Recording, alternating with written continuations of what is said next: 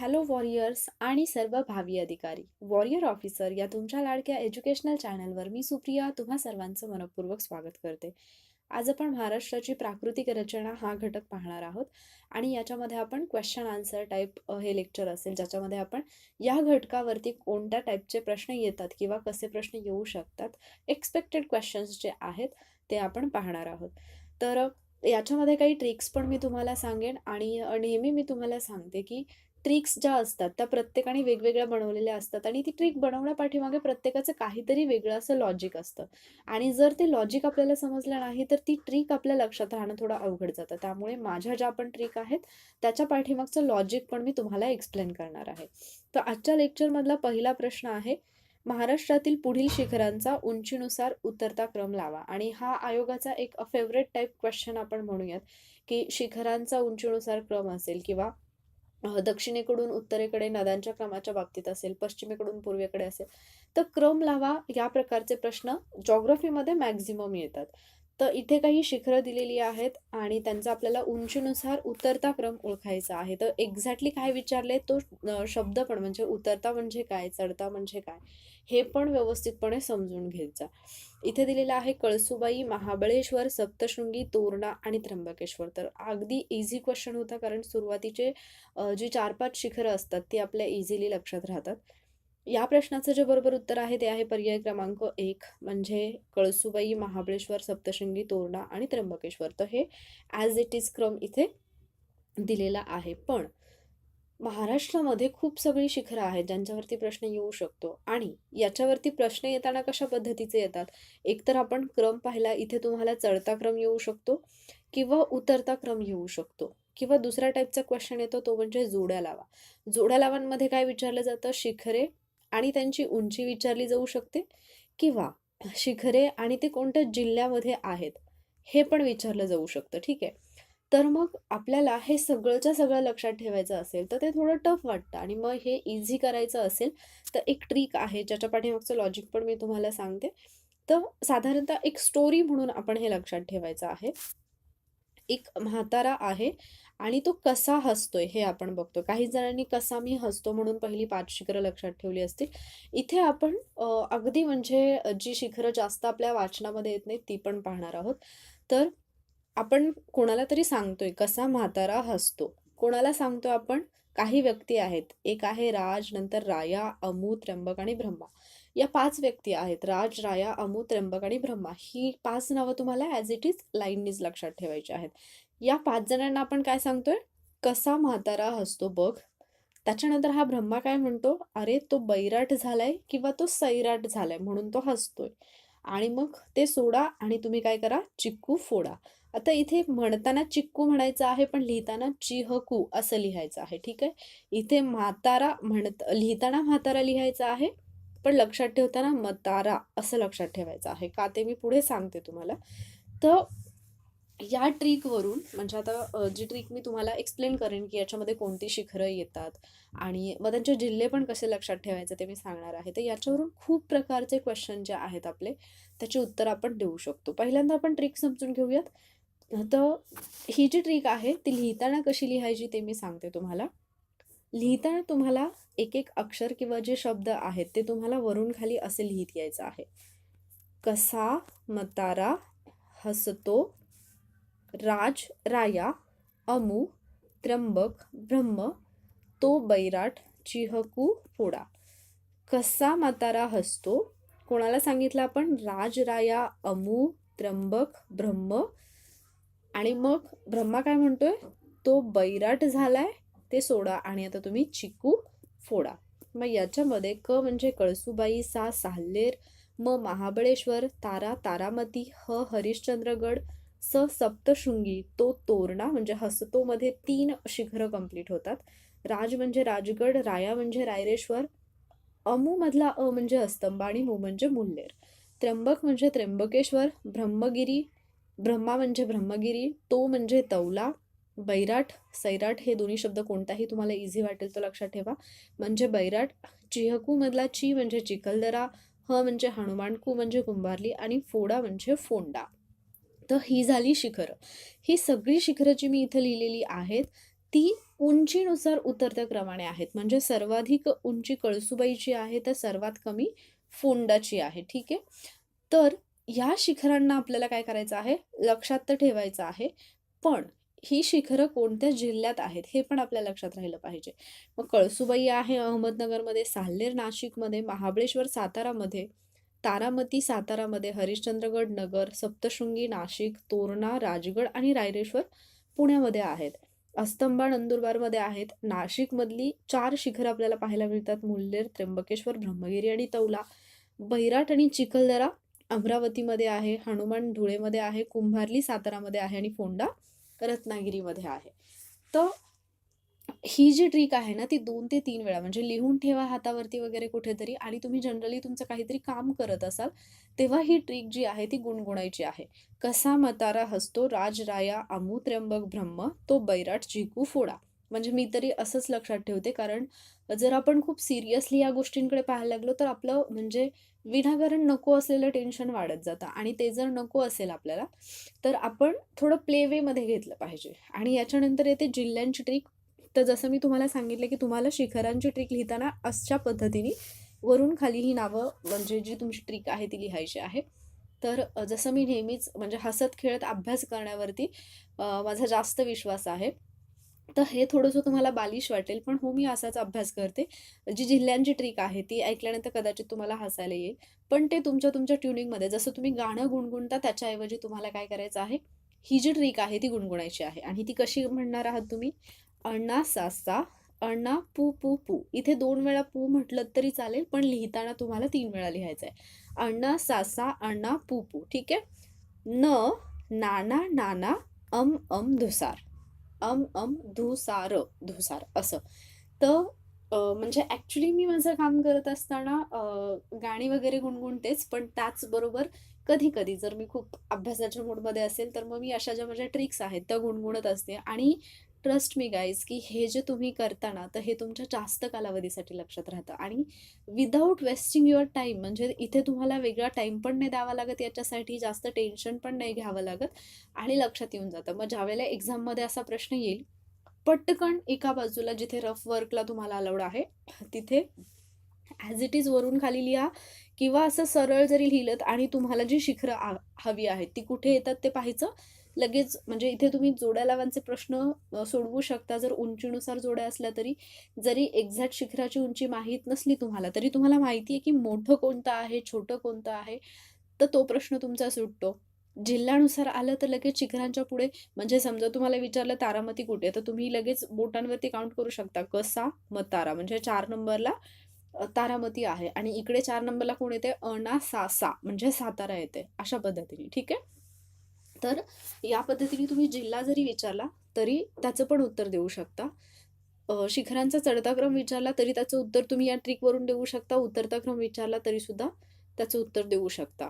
योग्य विधान अयोग्य विधानमध्ये कोणतं कोणत्या जिल्ह्यात आहे विचारलं तरी या ट्रिकवरून तुम्ही देऊ शकता. म्हणजे सगळ्या प्रकारच्या प्रश्नांची उत्तरं तुम्हाला या एका ट्रिकवरून देता येतात. फक्त ही ट्रिक तुम्ही समजून घेतली पाहिजे. Okay, I hope he trick तुम्हाला आवडली असेल. आपण पुढचा प्रश्न पाहूयात. पुढचा प्रश्न आहे, इथे 2 विधानं आहेत. महाराष्ट्रात पूर्वेकडून पश्चिमेकडे जाताना बेसाल्ट खडकाची जाडी वाढत जाते. दुसरं विधान आहे, सह्याद्री पर्वतात बेसाल्ट खडकांची जाडी सर्वाधिक म्हणजे सुमारे 2200 मीटर आहे.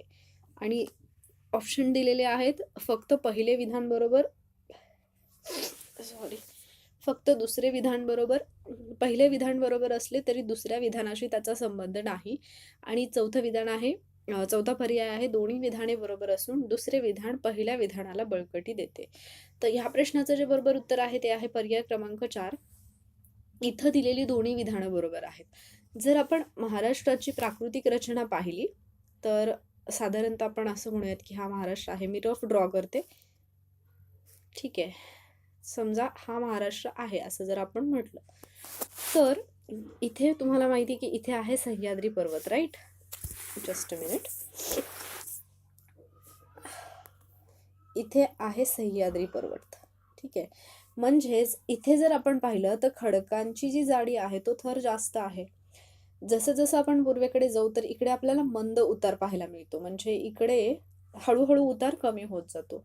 आणि जर आपण पश्चिमेला पाहिलं तर हा उतार एकदम तीव्र आहे. म्हणजे जर अरबी समुद्राकडून तुम्ही सह्याद्री पर्वताकडे पाहिलं, तर तो एखाद्या उंच कड्यासारखा किंवा भिंतीसारखा दिसतो, असं वर्णन पण काही ठिकाणी आहे. मग याचा अर्थ इथे जाडी जास्त आहे म्हणजे काय? तर इथे थरावरती थर असे भरपूर आहेत, बरोबर? ही जाडी कुठून कुठे वाढत जाते? जेव्हा आपण पूर्वेकडून पश्चिमेकडे येतो तेव्हा. त्यामुळे पहिलं विधान जे आहे ते बरोबर आहे आणि महाराष्ट्राचा बराचसा भाग म्हणजे ऑलमोस्ट महाराष्ट्र असं आपण म्हणू शकतो, बेसाल्ट खडकाने व्यापलेला आहे. मग इथे सह्याद्री पर्वतात जर आपण आलो, तर या खडकांची जाडी सर्वाधिक म्हणजे 2200 मीटर एवढी जास्त आहे. म्हणजेच काय, तर दुसरं विधान जे दिलेलं आहे ते पहिल्या विधानाला बळकटी देत आहे. ठीक आहे. बेसाल्ट खडक जो आहे, बेसाल्ट खडकामध्ये प्रामुख्याने काही मूलद्रव्ये आढळतात. कॅल्शियम, मॅग्नेशियम, चुनखडी, पोटॅश आणि लोह ही मूलद्रव्ये बेसाल्ट खडकामध्ये आढळतात. आणि बेसाल्ट खडक ज्या प्रदेशामध्ये आढळतो त्याच ठिकाणी काळी मृदा सुद्धा तयार होते. ठीक आहे.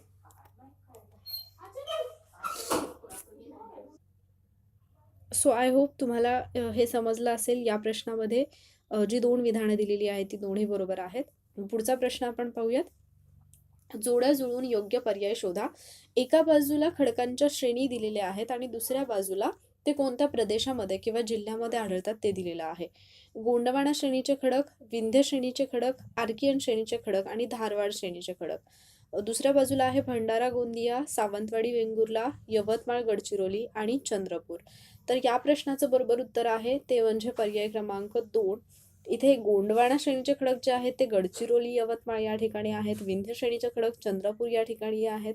आर्कियन श्रेणीचे खडक सावंतवाडी वेंगुर्ला येथे आणि धारवाड श्रेणीचे खडक भंडारा गोंदिया या ठिकाणी.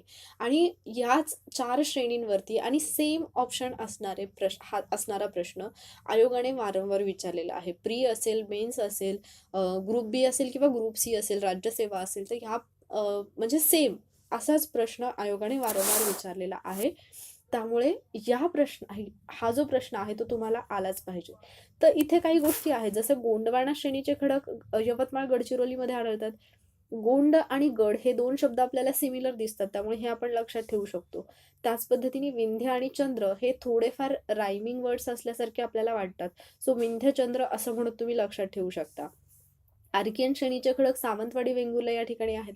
धारवाड श्रेणीचे खडक जे आहेत ते भंडारा गोंदियामध्ये आहेत. तर तुम्ही असं म्हणू शकता की भंडारा धर. धार म्हणजे धर, भंडारा धर असं लक्षात ठेवू शकता. ठीक आहे. तर हा एकदम इझी क्वेश्चन होता. पुढचा क्वेश्चन पाहूयात आपण. इथे काही बेटं दिलेली आहेत, त्यांची स्थानं यांच्या जोड्या जुळून खालील पर्यायांपैकी योग्य पर्याय शोधा, असा हा प्रश्न आहे. एका बाजूला आहेत बेटं खांदेरी, उंदेरी, घारापुरी, कुरटे आणि कासा. आणि दुसऱ्या बाजूला आहे उरण तालुका, अलिबाग, जंजिरा किल्ला आणि मालवण.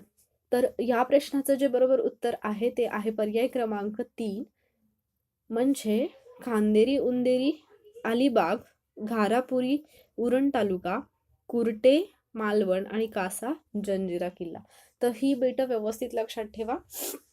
खांदेरी, उंदेरी, अलिबागला, घारापुरी, उरण तालुका रायगडमध्ये, कुरटे, मालवण आणि कासा, जंजिरा. तर कधी कधी कोणतं शहर किंवा कोणत्या जिल्ह्यामध्ये कोणतं बेट आहे अशा प्रकारचे प्रश्न सुद्धा येऊ शकतात, ते पण तुम्हाला माहिती पाहिजे. पुढचा प्रश्न घाट आणि संबंधित रस्ते यांच्याशी रिलेटेड आहे आणि याच्यावरती पण वारंवार प्रश्न विचारले जातात. इथे विचारलेले आहेत कसारा घाट, बोरघाट, पसरणी घाट आणि आंबा घाट. आणि इकडे दिलेला आहे वाई पाचगणी रस्ता, मुंबई नाशिक रस्ता, कोल्हापूर रत्नागिरी रस्ता आणि मुंबई पुणे रस्ता. तर काही ट्रिक्सवरूनच तुम्ही लक्षात घेऊ शकता. जसं बोरघाट जर तुम्हाला माहीत असेल की पुणे मुंबईमध्ये आहे, पुणे मुंबई या रस्त्यावरती आहे, तर इथे तुमचं उत्तर येतं पर्याय क्रमांक 2 हे येतं तुमच्या प्रश्नाचं बरोबर उत्तर. आणि मग आता हे लक्षात कसं ठेवायचं? थळघाट मुंबई नाशिक या दरम्यान आहे, बोरघाट मुंबई पुणे आहे, कुंभार्ली कराड चिपळूण आहे, आंबा मलकापूर रत्नागिरी आहे, फोंडा कोल्हापूर मालवण वेंगुर्ला आणि आंबोली कोल्हापूर गोवा या रस्त्यावरती आहे. तर घाट जे आहेत ते जर आपल्याला लक्षात ठेवायचे असतील तर थोडक्यात काही घाटांच्या बाबतीत मी सांगू शकते. जसं बोरघाट आहे तर पुणे मुंबई आहे. तुम्ही असं म्हणू शकता पुण्यावरून मुंबईला जाताना बोर झालं किंवा मुंबईवरून पुण्याला येताना बोर झालं. कुंभार्ली घाट जो आहे तो कराड चिपळूणच्या दरम्यान आहे, तर चिकू कराड किंवा चिकू करा असं लक्षात ठेवू शकता. चिकू कराड. ठीक आहे. आंबा रत्नागिरीचा आंबा मलकापूरला नेला या पद्धतीने लक्षात ठेवू शकता. फोंडा घाट कोल्हापूर, मालवण, वेंगुर्ला. आंबोली घाट तर लक्षात राहतो कोल्हापूर, पणजी किंवा कोल्हापूर, गोवा, कारण याच्यावरती वारंवार प्रश्न विचारलेले आहेत. पुढचा प्रश्न आहे, जोड्या लावा. काही टेकड्या दिलेल्या आहेत आणि एका बाजूला जिल्हे दिलेले आहेत. गाळणा, दरेकसा, चिरोली आणि गरमसूर. इकडे आहे गोंदिया, नागपूर, धुळे आणि गडचिरोली. तर हे तर तुम्हाला माहितीच पाहिजे की गाळणा आहे धुळ्यामध्ये. ठीक आहे, आपण पाहूयात. अगोदर उत्तर पाहूया आणि मग आपण जोड्या पाहूयात. तर या प्रश्नाचं जे बरोबर उत्तर आहे ते आहे पर्याय क्रमांक 2, म्हणजे 3, 1, 4, 2. गाळणा, धुळे, त्यानंतर दरकेसा, गोंदिया, चिरोली, गडचिरोली आणि गरमसूर, नागपूर. तर इथे धूळ जी आहे ती आपण गाळून घेतोय असं म्हणू शकतो. त्यामुळे धुळे आणि गाळणा हे लक्षात राहतं. त्यानंतर चिरोली, गडचिरोली हे दोन्ही वर्ड आहेत, म्हणजे गडचिरोलीमध्ये चिरोली आहे त्यामुळे हे तर लॉजिक लागतं. गरमसूर, नागपूर, गरमसूर, नागपूर असं तुम्ही 2-3 वेळा म्हटला तरी ते तुमच्या लक्षात राहून जातं. आणि उरलेला आहे दरेकसा, तर ते गोंदियामध्ये आहे. ठीक आहे, पुढचा प्रश्न पाहूयात आपण. 2 विधानं आहेत. अजंठा डोंगररांग तापी आणि गोदावरी खोरी वेगळी करते. आणि दुसरं विधान आहे, अजंठा डोंगररांग पश्चिम घाटातून चांदूर डोंगरांच्या माध्यमातून निघते. अ बरोबर ब चूक, ब बरोबर अ चूक, न अ बरोबर ना ब बरोबर आणि दोन्ही अ ब बरोबर. तर या प्रश्नाचं जे बरोबर उत्तर आहे ते आहे पर्याय क्रमांक 4. अजंठा डोंगररांग तापी आणि गोदावरी खोरी वेगळी करते. अजंठा डोंगररांग पश्चिम घाटातून चांदूर डोंगरांच्या माध्यमातून निघते. इथे आपण पाहू शकतो, मॅपमध्ये तुम्हाला दिसत असेल, सर्वात वरती आहे सातपुडा पर्वतरांग, त्याच्या खाली आहे तापी नदी. सातपुडाच्या वरती महाराष्ट्राच्या इकडे वायव्येतून थोडासा भाग व्यापणारी नदी एक आहे महत्वाची, ती म्हणजे नर्मदा. हे पण लक्षात ठेवा. त्यानंतर तापीच्या खाली येते सातमाळा अजंठा रांग, त्याच्या खाली येते गोदावरी नदी. त्यानंतर हरिश्चंद्र बालाघाट ही पर्वतरांग आहे, त्याच्या खाली येते भीमा नदी. त्यानंतर शंभू महादेव पर्वतरांग आणि सगळ्यात शेवटी येते कृष्णा नदी. आणि इथे आहे सह्याद्री पर्वतरांग. ठीक आहे, तर या प्रश्नाचं बरोबर उत्तर होतं पर्याय क्रमांक 4, म्हणजे इथे दोन्ही विधानं जी दिलेली आहेत ती बरोबर आहेत. पुढचा प्रश्न आहे, खालील विधानांपैकी पश्चिम घाटासंबंधी कोणते विधान बरोबर नाही. इथे 4 विधानं दिलेली आहेत, त्यापैकी एक अयोग्य आहे. पहिला विधान आहे, युनेस्कोने जागतिक वारसा ठिकाण म्हणून घोषित केले. दुसरं विधान आहे, जगातील सर्वात जास्त जैवविविधता असणाऱ्या जागांपैकी एक आहे. तिसरं विधान आहे, पश्चिम घाटाचा भारताच्या 6 राज्यात प्रसार होतो. आणि चौथं विधान आहे, कळसुबाई शिखर हे पश्चिम घाटातील सर्वात उंच शिखर आहे. तर या प्रश्नाचं जे बरोबर उत्तर आहे, म्हणजे चुकीचं विधान जे आहे ते आहे पर्याय क्रमांक 4. आपल्याला कदाचित वाटू शकतं की कळसुबाई हे पश्चिम घाटातलं सर्वात उंच शिखर आहे, पण नाही. हा प्रश्न जो आहे तो भारताशी रिलेटेड विचारलेला आहे. त्यामुळे पश्चिम घाटातलं जर आपण सर्वात उंचीचं शिखर पाहिलं तर ते आहे अणाईमुडी. आणि कळसुबाई जे आहे ते महाराष्ट्रातील पश्चिम घाटातलं सर्वात उंच शिखर आहे. त्यामुळे प्रश्न वाचताना व्यवस्थित काळजीपूर्वक वाचायचा आहे. भारताच्या पश्चिम किनारपट्टीला पश्चिम घाट समांतर आहे. महाराष्ट्रामध्ये आपण त्याला सह्याद्री असं म्हणतो. आणि याचा विस्तार जर पाहिला तर उत्तरेस तापी नदीपासून ते दक्षिणेस अगदी कन्याकुमारीपर्यंत हा पसरलेला आहे. त्याची लांबी आहे 1600 किलोमीटर. महाराष्ट्रामध्ये ती 440 किलोमीटर इतकी आहे. पश्चिम घाटाची उंची जी आहे ती उत्तरेकडे वाढत जाते तर दक्षिणेकडे कमी होत जाते. आणि पश्चिमेकडे पश्चिम घाटाचा उतार जो आहे तो एकदम तीव्र आहे. तर हे मुद्दे व्यवस्थित लक्षात ठेवा, याच्यावरती प्रश्न येऊ शकतात. पुढचा प्रश्न आपण पाहूयात. कोणता जिल्हा एकेकाळी सारस नगरी म्हणून ओळखला जात होता? अकोला, अमरावती, औरंगाबाद आणि गोंदिया. ह्या प्रश्नाचं बरोबर उत्तर आहे पर्याय क्रमांक 4, गोंदिया. गोंदियालाच एकेकाळी सारस नगरी म्हणून ओळखलं जात होतं. तसंच या जिल्ह्याला तलावांचा जिल्हा म्हणून सुद्धा ओळखलं जातं. तिथे नागझिरा हे अभयारण्य आहे. त्याचबरोबर नवेगाव बांध हा जिल्ह्यातला सर्वात मोठा तलाव जो आहे तो 7 सिस्टर्स म्हणून ओळखल्या जाणाऱ्या 7 टेकड्यांनी वेढलेला आहे. तर कदाचित एखादं वैशिष्ट्य जर विचारलं तर 7 सिस्टर्स टेकड्यांनी वेढलेला जो नवेगाव बांध हा तलाव आहे तो कोणत्या जिल्ह्यामध्ये आहे, असा एखादा प्रश्न येऊ शकतो. तर त्याचं उत्तर आहे गोंदिया जिल्हा. पुढचा प्रश्न परत एकदा जोड्या लावांशी रिलेटेड आहे. एका बाजूला दिलेला आहे जिल्हा आणि एका बाजूला दिलेली आहेत लेणी. लातूर, बीड, चंद्रपूर आणि नाशिक आणि दुसऱ्या बाजूला आहे पारगाव, खरोसा, चांभार आणि भांडक. आय एम सॉरी, ॲक्च्युली तब्येत ठीक नाही आहे, त्यामुळे मला कंटिन्यू नेहमीसारखं बोलता नाही येते, थोडा त्रास होतोय. तर इथे आपण पाहूयात, लातूरमध्ये कोणती लेणी आहे, बीडमध्ये कोणती, चंद्रपूर आणि नाशिकमध्ये कोणती. या प्रश्नाचं जे बरोबर उत्तर आहे ते आहे पर्याय क्रमांक 3. लातूरमध्ये आहेत खरोसा, बीडमध्ये पारगाव, चंद्रपूरमध्ये भांडक आणि नाशिकमध्ये चांभार.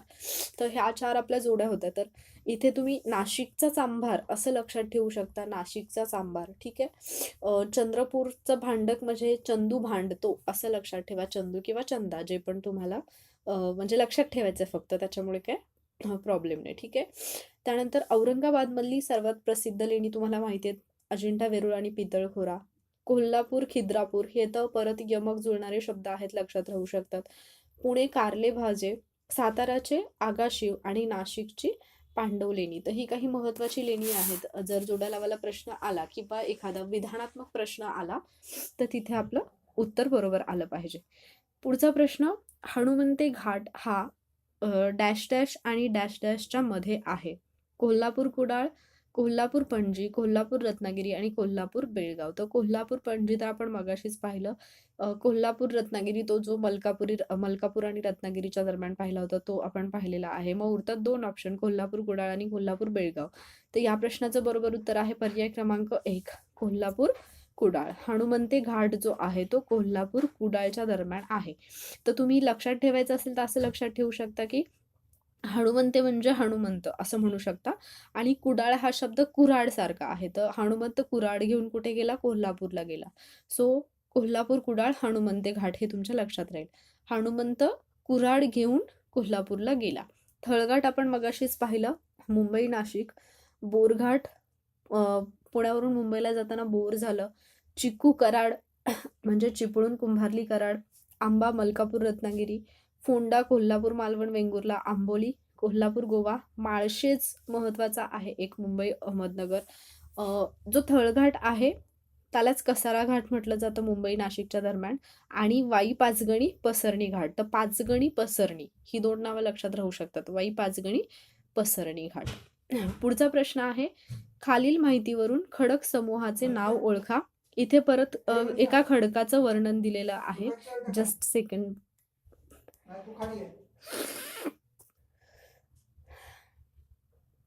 एक तर तब्येत ठीक नाही, यात हे लोक एवढं डिस्टर्ब करतात यार, खूप जास्त बाहेरचा आवाज येतोय. I am extremely sorry. इथे आपल्याला पुढच्या प्रश्नामध्ये विचारलेलं आहे, खडक समूहाचं नाव ओळखा. वर्णन दिलेलं आहे एका खडक समूहाचं आणि त्याच्यावरून तुम्हाला कोणते खडक प्रणाली आहे ते ओळखायचं आहे. 4 विधानं आहेत. पहिलं विधान आहे, संपूर्ण भंडारा गोंदिया जिल्हा, नागपूर, रत्नागिरी व सिंधुदुर्ग यांचा काही भाग, म्हणजे या भागामध्ये हा खडक समूह आढळतो. दुसरं विधान आहे, साकोली व संसरमालेतील अतिप्राचीन रूपांतरित खडक. तिसरं विधान आहे, साधारण कालखंड 400 कोटी वर्षांचा. आणि चौथं विधान आहे, महाराष्ट्रातील 10.5% क्षेत्र व्यापलेलं आहे. 1 कडप्पा प्रणाली, 2 डेक्कन ट्रॅप, 3 कॅम्ब्रियन समूह आणि 4 विंध्ययन प्रणाली. तर या प्रश्नाचं जे बरोबर उत्तर आहे ते आहे पर्याय क्रमांक 3, म्हणजे कॅम्ब्रियन समूहाबद्दलचं हे वर्णन आहे. 400 कोटी वर्षांचा कालखंड, महाराष्ट्रातला 10.5% क्षेत्र जे आहे किंवा भाग जो आहे तो या खडक समूह प्रणालीने व्यापलेला आहे. आणि प्रामुख्याने यांचा आढळ कुठे आहे तर भंडारा, गोंदिया, नागपूर, रत्नागिरी आणि सिंधुदुर्ग यांचा काही भाग. ठीक आहे. तर हे वर्णन कॅम्ब्रियन समूहाचं आहे, तर ते लक्षात ठेवा. कडप्पा प्रणाली जर आपण पाहिली तर याच्यामध्ये पैनगंगा खडकमालेतील चुनखडीचे खडक आणि कलाडगी प्रकारचे वालुकाश्म खडक येतात आणि हे राज्याच्या एकूण क्षेत्रफळापैकी 2% व्यापतात.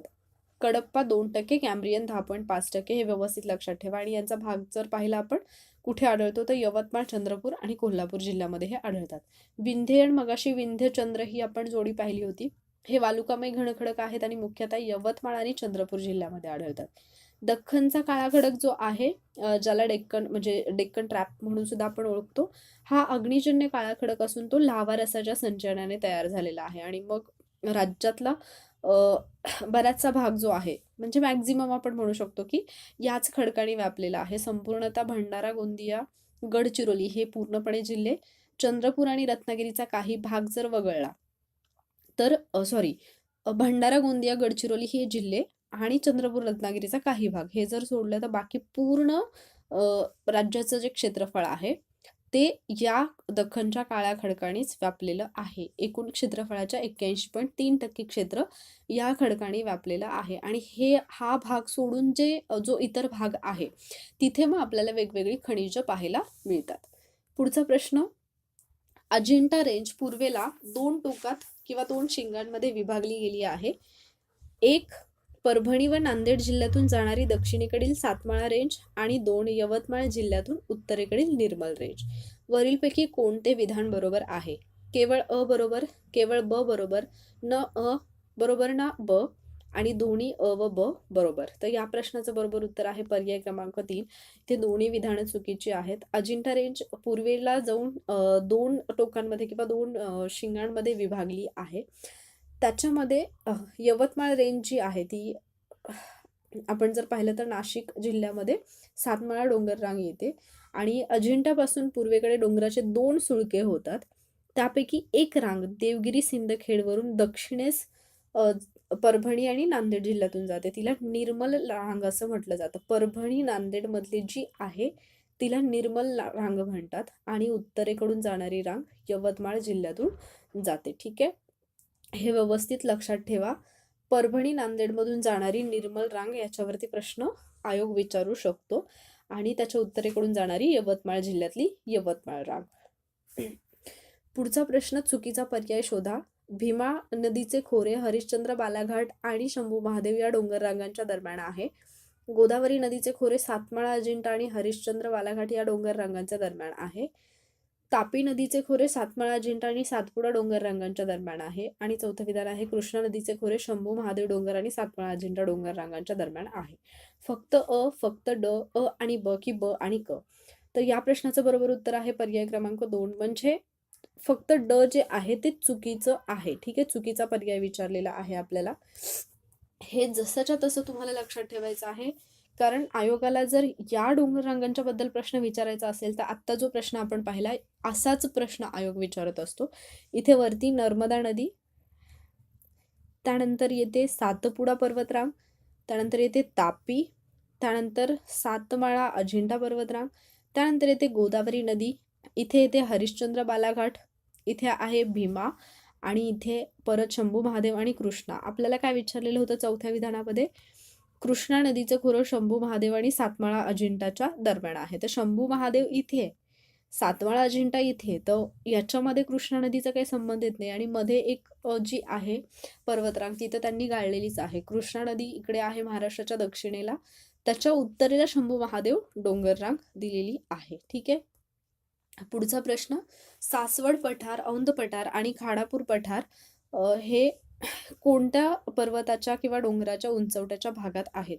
सातपुडा पर्वत, बालाघाट, शंभू महादेव डोंगर की हरिश्चंद्र घाट. सासवड पठार, औंध पठार आणि खानापूर पठार हे कोणत्या भागामध्ये येतात असे विचारले. तर याचं बरोबर उत्तर आहे पर्याय क्रमांक 3. म्हणजे शंभू महादेव डोंगर जे आहेत त्यांच्या उंचवट्याच्या भागामध्ये आपल्याला सासवड पठार, औंध पठार आणि खानापूर पठार हे पाहायला मिळतात. ठीक आहे, तर असे आपण महाराष्ट्राच्या प्राकृतिक रचनेशी रिलेटेड काही प्रश्न पाहिले, काही कन्सेप्ट क्लिअर करून घेतल्या आणि काही ट्रिक्स पण पाहिल्या. थोडंफार बाहेरचं पण थोडा डिस्टर्बन्स झाला आणि ऑलरेडी तब्येत ठीक नसल्यामुळे थोडा आवाज पण खराब येतोय, त्याबद्दल एक्स्ट्रीमली सॉरी. पण कंटेंट तुमचा क्लिअर होण्याशी मतलब आहे आणि आय थिंक तो मी व्यवस्थितपणे कव्हर केलेला आहे. सो लेक्चर जर आवडला असेल तर लाईक नक्की करा. थँक्यू.